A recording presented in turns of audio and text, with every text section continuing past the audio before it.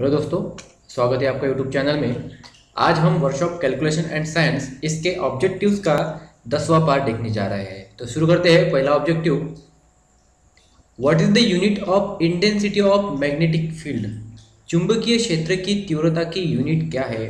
तो अभी देखो, इंटेंसिटी ऑफ मैग्नेटिक फील्ड, ठीक है, उसका यूनिट होता है वेबर पर मीटर। ठीक है, वेबर पर मीटर। चुंबकीय क्षेत्र यानी weber per metre. Which law states that about electromagnetic induction. कौन सा नियम इलेक्ट्रोमैग्नेटिक इंडक्शन के बारे में बताता है। तो फैराडेज लॉ, ठीक है, या फिर फैराडे का नियम बताता है हमें इलेक्ट्रोमैग्नेटिक इंडक्शन के बारे में। What does EMF stand for.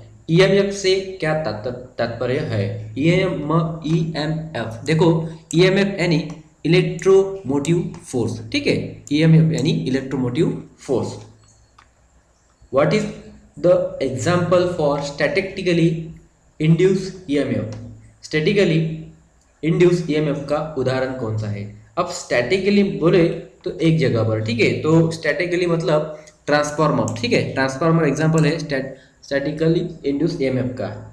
उसके बाद में देखो, डायनेमिकली इंड्यूस ईएमएफ का हमें एग्जाम्पल पूछा है। ठीक है, डायनेमिकली इंड्यूस ईएमएफ का उदाहरण होता है जनरेटर। ठीक है, हमने स्टैटिस्टिकली का देखा था, वो हो गया ट्रांसफार्मर, और डायनामिकली इंड्यूस ईएमएफ का उदाहरण हो गया जनरेटर।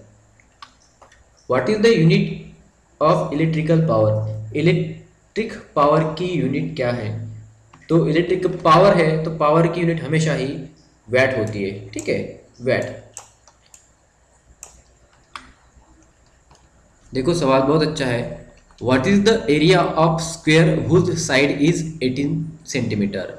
एक वर्ग जिसकी भुजा 18 सेंटीमीटर है, उसका क्षेत्रफल क्या होगा। अभी देखो, स्क्वायर है तो आप हमें स्क्वायर का एरिया पता होना चाहिए। वो होता है साइड गुना साइड, मतलब दोनों साइड का गुणाकार होता है। तो यहाँ पर साइड हमें 18 दी है, तो 18 गुना 18 यानी हो जाएगा ये 324। कितना, 324। तो ऑप्शन डी यहाँ पर आएगा। उसके बाद, what is the diagonal of square plate whose side is 28 centimetre. एक वर्गाकार प्लेट की भुजा 28 सेंटीमीटर है, उसका कर्ण कितना होगा।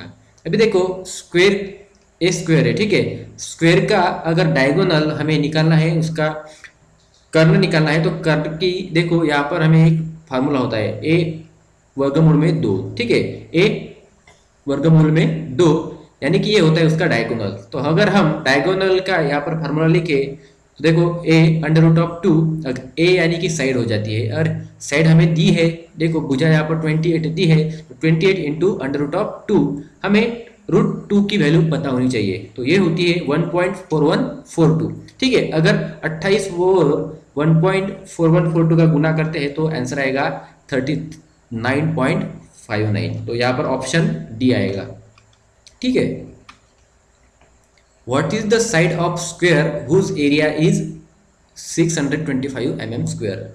एक वर्ग की भुजा क्या होगी जिसका क्षेत्रफल 625 mm स्क्वायर है। मतलब हमें, हमारे पास स्क्वायर है, इसका हमें क्षेत्रफल दिया है और हमें साइड पूछी है, तो इसका एरिया कितना होता है। एरिया मतलब साइड्स का स्क्वायर, बराबर, क्योंकि स्क्वायर है तो एरिया हमें दिया है 625 is equal to side square. अगर ये स्क्वायर हमें निकालना है तो यहाँ पर अंडर रूट देना पड़ेगा। ठीक है, 625 इज इक्वल टू साइड, और 25 का वर्गमूल होता है 625, तो यहाँ पर साइड कितनी आएगी, 25 आएगी। ठीक है, ऑप्शन सी।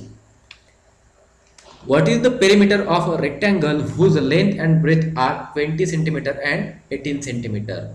एक आयत का परिणाम क्या होगा जिसकी लंबाई एवं चौड़ाई 20 सेंटीमीटर व 18 सेंटीमीटर है। देखो, इसकी लंबाई 20 दी है और चौड़ाई 18 दी है। हमें पेरीमीटर पूछा है, तो पेरीमीटर का फार्मूला क्या आता है, 2 गुना लेंथ और ब्रेथ। ठीक है, लंबाई और चौड़ाई का मतलब सम होता है। तो अगर देखो, दो जैसे के जैसे लिख दिया, लेंथ की वैल्यू है 20 और ब्रेथ के है 18। अगर इनका गुणाकार करते हैं तो देखो कितना आता है, 2 मतलब 76 आता है। ठीक है, इनका अगर गणित करते हैं तो कितना आता है, 76। तो यहाँ पर 76 मतलब ऑप्शन सी आएगा। तो इसका पेरीमीटर कितना आएगा, 76। उसके बाद, what is the area of rectangle whose length and breadth are 10 centimetre and 8 centimetre respectively. एक आयत का क्षेत्रफल क्या होगा जिसकी लंबाई एवं चौड़ाई 10 सेंटीमीटर एवं 8 सेंटीमीटर है। मतलब लंबाई 10 दी है, चौड़ाई 8 दी है, हमें एरिया पूछा है। ठीक है, तो एरिया कितना होता है इसका, लेंथ इंटू ब्रेथ। ठीक है, लंबाई गुना चौड़ाई, तो हमने वैल्यू डाल देना है जैसे कि तैसे, और उसका गुणाकार करने के बाद हमें पास आता है 80। ठीक है, तो 80 आ जाएगा हमारा answer. What is the area of right angle triangle having base 10 centimetre and height 5 centimetre. एक समकोण त्रिभुज का क्षेत्रफल क्या होगा जिसका आधार 10 सेंटीमीटर तथा ऊंचाई 5 सेंटीमीटर है। ठीक है, हमारे पास राइट एंगल ट्रायंगल है तो ऊंचाई 5 दी है और बेस 10 दिया है। हमारे पास फार्मूला आता है area of triangle is equal to 1/2 into base into height. तो हम यहाँ पर वैल्यू डाल देंगे, बेस है 10 और हाइट है अपने पास 5। अगर इनका गुणाकार करते हैं तो हमें पास आंसर आ जाएगा 25। ठीक है, तो ऑप्शन बी आ जाएगा।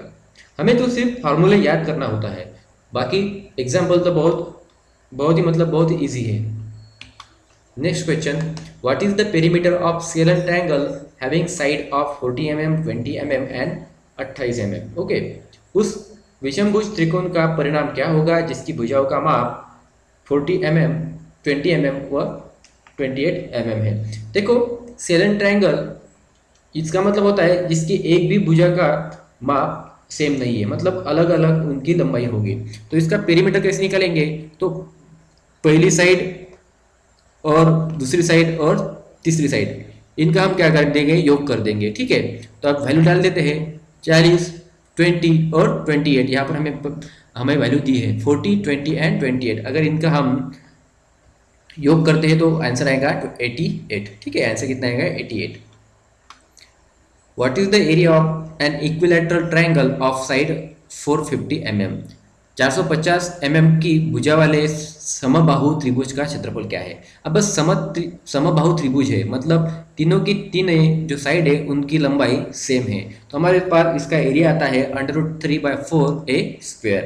अगर इस फार्मूले में हम वैल्यू डाल देते हैं, देखो √3/4 इंटू ए स्क्वायर यानी a गुना a, मतलब दो साइड का हम गुणाकार करते हैं। तो 450 गुनेला 450, तो यहाँ पर √3 की वैल्यू हमें पता होनी चाहिए, ये होती है 1.73। ठीक है, 1.73 √3 की वैल्यू डाल दी और इनका अगर हम गुना करते हैं तो आंसर आएगा अपना 87682 mm स्क्वायर।